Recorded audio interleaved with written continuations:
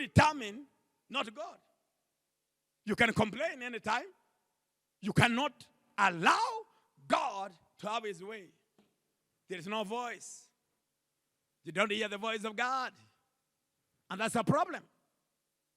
That's the problem of many people who call themselves believers. Having personal relationship with God will make you learn his voice. You learn his voice. You know how he speaks. You understand him. Jesus says in John 10, the sheep knows my voice because he's a shepherd. And when I open the gate and go ahead them, they follow me. They know my voice. So if you don't know the voice of God, then you are not a sheep. You are not a sheep. If you know the voice of God, then you are a sheep. Because he said, the sheep knows me. They know my voice. I know them. They follow me. And when the stranger comes, they don't follow the stranger because they don't know the voice. But the sheep of this generation, they follow anything. That means they don't know who is the shepherd. They don't understand. So if you are close to God and you have personal relationship to God, you will be a person who is able to understand the voice of God. You shall be sensitive to what he says. You learn his voice, and then you become sensitive to what he says. Then you value what he says. You become sensitive to what he says. You value what he says. You see, some believers are not sensitive to the voice of God. They don't value what God is saying. They don't know the voice of God. Why? Personal relationship as an issue there. Personal relationship as an issue. So you don't have a personal relationship. That's why all these things are not happening. Then when you know God, you come close to him, you will keep his covenant. You will have what we call covenant loyalty. You are sensitive. Why? Covenant is not outside. It is written in your heart. Its laws are written in your mind. So you are able to sense and you are able to understand. And that is how you can make him happy, by following him and doing what he wants. Let's say in Deuteronomy when he says, when you do that, I will lift you up above all the nations. I will lift you up. If you indeed obey my voice, follow my voice, I will lift you up. So if we cannot have the personal relationship, we miss a chance of being lifted up, because we shall not indeed know the voice of the Lord, and we shall not follow the voice of the Lord. Many believers are struggling to understand the voice of God. Many believers are struggling to obey the voice of God. Many believers are struggling to understand when God is there and when God is not there. Sensitivity is lost. And all these kind of things are happening because we have no knowledge of God. Samuel is called by God. 3 times goes to Eli. What are you saying? I am not the one who called you. Until Eli tells him now, when he calls you next time, say the Lord your servant is listening. So he is coached how God can speak and how he should answer God. And from that day, together with Eli being a backslider, he played his priestly direction to usher in Samuel from office. And that's the day Samuel entered the office, never to come out. He understood the way God speaks. And from that time, the message that came out was a message to destroy Eli. And that was the end of Eli. And Eli had been given a message again by a prophet, which we don't know. Hello? So I want you to understand, failure to come close to God, we shall miss many things. We will have foundations that do not stop. that do not stand. We will have weaknesses that cannot resist the challenges of the enemy. We shall be swept by any form of evil that comes across our ways. I came to speak to somebody this morning in the name of Jesus, that you shall draw near to God, that you shall be attuned to a priesthood that will teach you the way of God. You shall be also a priesthood that is able to understand God, that knows loyalty, that understands that God is first and people are supposed to come second. So you love God, you love his people, and you maintain those dealings with God, and you keep that loyalty. You are loyal to God and loyal to people. You are loyal to an appointing authority. You are loyal to those who are higher than you are. You respect the offices that have been put. And if you become like that because you know God, God will lift your life, and God will take your life to the higher heights. And if I'm talking to somebody here, shout a shout of amen. And now, the people of Israel rebelled. Instead of obeying God and following those instructions in the Kadesh Barnea, these people decided to make a golden calf and worship the calf. What happened? Breaking the laws of God. The covenant that Moses was about to bring to them and to show them what is supposed to happen, he did not even deliver that time. God postponed what he had planned with them. And now we come to the first letter of Peter, chapter 2, verse 9. Say, but you are a chosen generation, a royal priesthood, a holy nation, his own special people, that you may proclaim the praises of him who called you out of darkness into his marvelous light. So God called you to himself from darkness into light, to himself from darkness into light. He called it you. From darkness into light. Why? That you shall proclaim, you shall show forth his praise. That's why Peter says now, not yesterday, now. You are a royal priesthood. This time God was telling them, I will make you a royal priesthood. You shall be a peculiar people, a holy nation to me. I will make you a holy priesthood. Now Peter says, it has come to pass. Now, in the older times, it is two people who are filled with the Holy Ghost. The priest and the king. The priest and the king. Now, when you put a prophet is a priest. So, all the other people, they did not have that privilege to have the Spirit of God.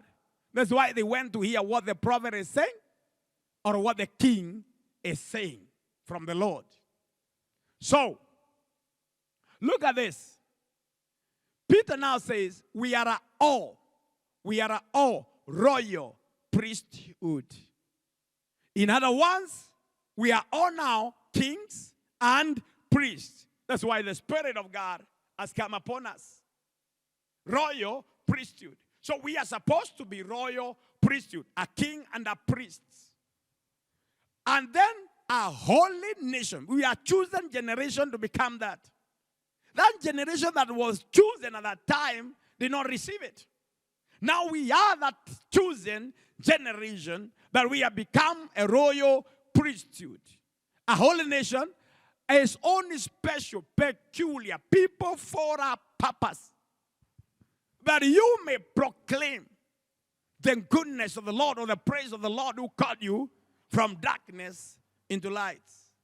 And then he says, verse 10, you once were not a people, but are now the people of God who are not obtained mercy, but now you have obtained mercy. Now you are forgiven. So mercy of the Lord has qualified us and has made us as people of God, that we may stand now and see the glory of the Lord in our lives, for we are a royal priesthood. priesthood, chosen by God. So we cannot afford to lose this chance of seeing this happening in our lives and miss the opportunity that God has already given unto us by rebelling and failing not to believe the way those who were under Aaronic priesthood failed to believe God, and they failed to reach where God wanted them to reach in life. So we have been shown mercy. We were not a people, but now we are called a people. Now we are a royal priesthood, a holy nation, chosen people of a new generation. God own special people. We are his own. And that is the purpose of priesthood, to make us his own. So now, because we are God's own people, we are not supposed to rebel against his knowledge, because when we reject the knowledge of God, we shall also be rejected, and we are not able to attain to where we are supposed to attain in life. Now, I want you to understand the kingdom of priests combines two offices. One, the king, and also the priest. The king, the purpose of the king is to reign, is to rule, is to reign or rule. The purpose of the priest, or the function of a priest, is to offer sacrifice to God. Is to offer sacrifices to God. Now, that's why I say now, look at this. It is God who makes. He elevates this and removes the other. He set this on high and he removes the other from the throne. So you cannot be a king until you have learned to be a priest. You cannot be a king until you have learned to be a priest. In other words, you cannot reign until you learn to offer sacrifices to God.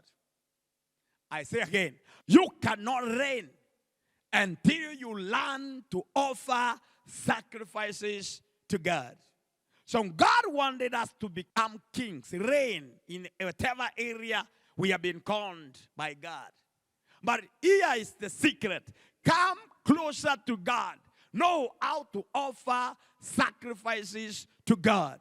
And when you know how to offer sacrifices to God, God will begin to elevate you. It is the knowledge of God as you relate with him that will command your lifting up. Righteousness exalts. And we cannot have righteousness if we don't learn how to worship the Lord. It is worship that makes you reign. It is worship that makes you reign. So when we are talking about sacrifices, don't limit sacrifices to one way. Because some people here sacrifice, they run to money. It is to lead into worship. So through worship, you are able to take your position in your destiny. Through worship, you are able to sustain your family in the right place. Through worship, you are able to sustain your career where it's supposed to become. Through worship, you are able to take your children to the destiny that they are supposed to reach. Through worship, you are sustained in the presence of God. Solomon worshipped God. What happened? When he went there, I loved him, gave 1,000 burnt offering. What happened? God gave him wisdom, established his throne. David was a lover of God, did great things before God, worshiper after the heart of God. God established his throne, and he vowed that he shall remain in power. When you become a worshiper who knows to worship, you shall reign in whatever area of your life. I say, if you become a worshiper who knows how to worship the Almighty God with the right knowledge, you shall reign in every area of your life. You shall reign in career. You shall reign in health. You shall reign in wealth. You shall reign in every area of your life. But the problem of the church, they have no knowledge of worship. They have no knowledge of worship. And they have not worshiped God the way God wants. Jesus said the time is coming, and now the time has come for the genuine worshiper to worship the Lord in truth and in spirit. And Father is seeking such people or such worshipers to worship him. Those who shall worship him in truth and also in spirit.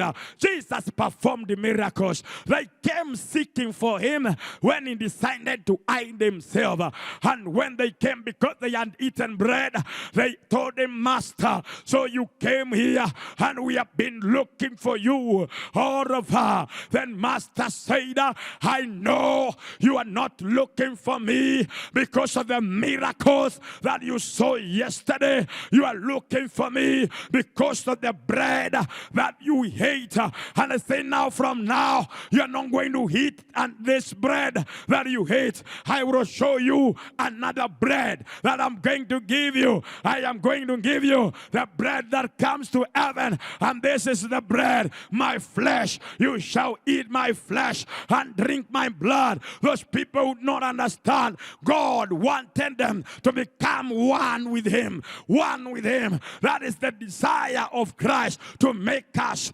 one with him, to make us look like him, to make us walk like him, to make us be like him. And when you become a real worshiper, you shall be perfected. And when you are perfected, you shall take the nature of Jesus Christ, that he becomes the firstborn among many brothers. That is how we were ordained.